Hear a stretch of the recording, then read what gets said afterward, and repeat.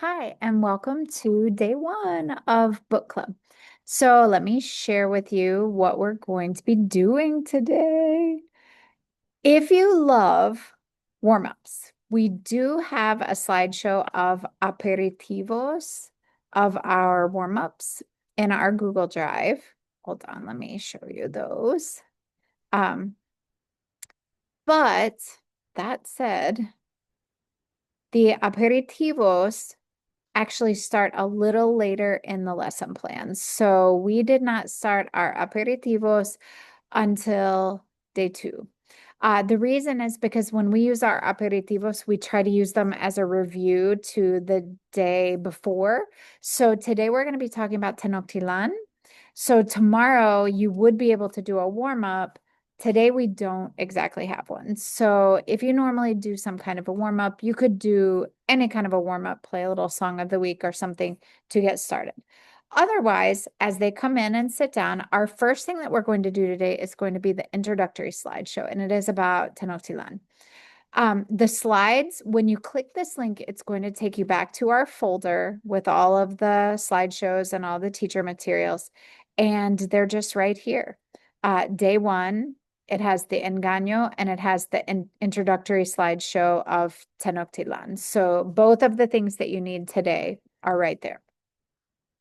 Uh, it just starts with a title slide, but what we tried to do, we know that not everybody's comfortable talking about the slides. There's information on our slides, but also there's a lot of questions you can ask to deepen the discussion. So this just says it was the capital of the Mexica Empire. We tried to give you some questions you can ask to help make it into a discussion about the slides and not just showing the slides and reading the information that's on it. So again, we want you to be flexible with this. If you don't feel comfortable leading this discussion about the slides, that is absolutely fine. But if you would like to turn them into more of a warm-up kind of discussion, we tried to really script that out for you so that you would have what you needed right here. Once you finish learning about Tenochtitlan, you're going to play a follow-up game called Engaño. Engaño is a really simple game to play. You just divide your class up into 4 to 5 teams. So you may have 5 to 6 kids on some teams in a bigger class. Each team's going to need a whiteboard and a marker in order to play.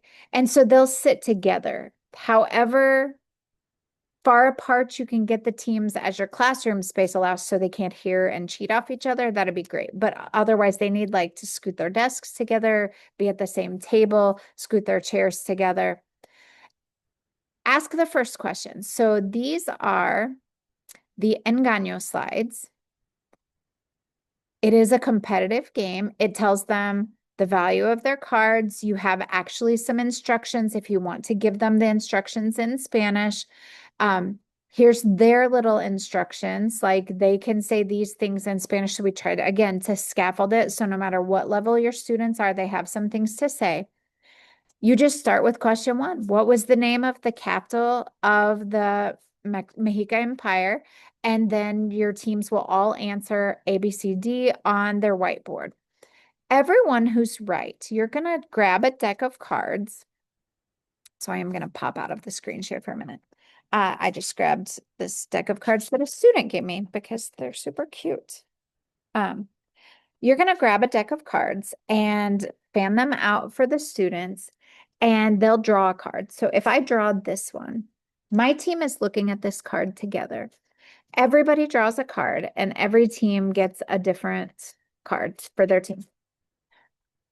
After everyone's drawn and had a chance to look at it, I'm going to ask them, ¿Qué tienen? What do you have? What's your card? And they're going to tell me the number on their card, but it's called engaño because they can bluff. They can totally cheat. Not cheat, they can totally lie. If they got a 6, they can say we got a 2. The reason they might do that is at the end of the round, they get the points that are on their card. So if they tell everybody we got an ace, somebody's maybe going to want to take their ace and trade it for their card.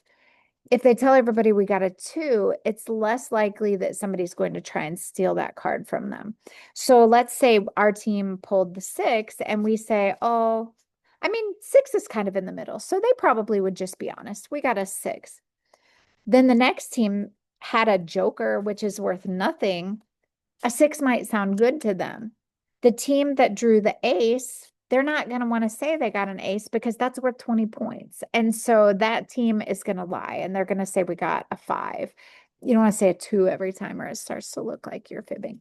Uh, but at the end of the round, after everybody said what they have, I let all the teams in order say, I'm going to trade with that team. And they trade cards and they find out, was the team bluffing or do they just want to keep the card that they picked?